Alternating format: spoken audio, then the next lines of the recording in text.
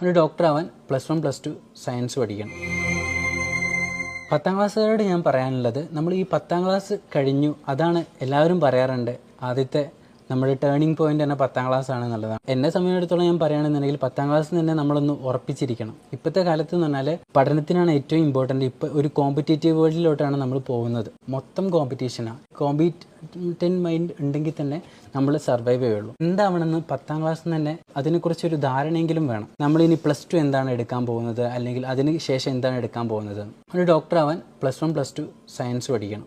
ഈ NEET entrance exam crack ചെയ്താൽ നമുക്ക് ഒരു ഡോക്ടറാവാം. നീറ്റ് എൻട്രൻസ് എക്സാം ക്രാക്ക് ചെയ്തിട്ട് അത്യാവശ്യം റാങ്ക് ഉണ്ടെന്നുണ്ടെങ്കിൽ, അതായത് ഇപ്പോഴത്തെ ഒരു അവസ്ഥയിൽ നോക്കുകയാണെങ്കിൽ 1800 താഴെ റാങ്ക് ഉണ്ടെന്നുണ്ടെങ്കിൽ നമുക്ക് ഗവൺമെൻറ്റിൽ MBBS കോട്ടയിൽ കിട്ടും. ഞാൻ പഠിച്ച കാലത്ത് 1200 താഴെ റാങ്ക് ഉണ്ടായിരുന്നെങ്കിലാണ് കിട്ടിയിരുന്നത്. ഇപ്പോൾ സീറ്റ് കൂട്ടിയതുകൊണ്ട് നമ്മൾ 10ാം ക്ലാസ്സിൽ നിന്ന് തന്നെ ഒന്നുകിൽ ഒരു ട്യൂഷന് ചേരുക, എന്നിട്ട് അതിൻ്റെ കൂടെ ഗവൺമെൻറ് സ്കൂളിൽ ചേരാം. നമുക്ക് അത് ഇപ്പോഴത്തെ കാലത്ത് എന്ന് പറഞ്ഞാൽ ഞാൻ പഠിച്ചത് അഫോർഡബിൾ ആണ് എന്ന് എനിക്ക് പറയാൻ പറ്റില്ല. കാരണം ഇപ്പോൾ എല്ലാത്തിനും ഭയങ്കര പൈസ കൂടിയതുകൊണ്ട് തന്നെ എല്ലാവർക്കും അഫോർഡബിൾ ആയിരിക്കത്തില്ല. ഇപ്പോഴത്തെ ഞാൻ പറഞ്ഞൊരു +2ൻ്റെ കൂടെ തന്നെ എൻട്രൻസും ഒരു കോച്ചിങ് സെൻറ്ററിൽ പഠിക്കുന്നതെന്നുള്ളത്.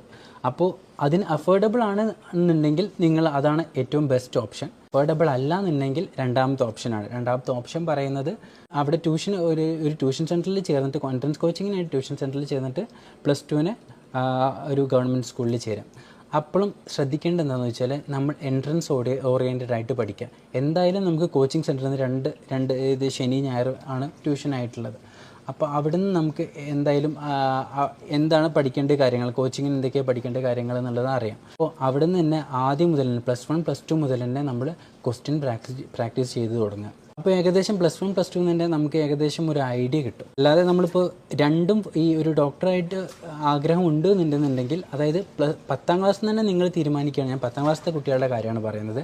10ാം ക്ലാസ്സിൽ തന്നെ നിങ്ങൾക്ക് അങ്ങനെ തീരുമാനം ഉണ്ട് എന്നുണ്ടെങ്കിലാണ് നിങ്ങൾ +1 +2ൻ്റെ കൂടെ തന്നെ എൻട്രൻസിനും പഠിച്ച് തുടങ്ങണം എന്നുള്ളതാണ്. അതിന് ക്വസ്റ്റ്യൻ ചെയ്ത് തുടങ്ങണം.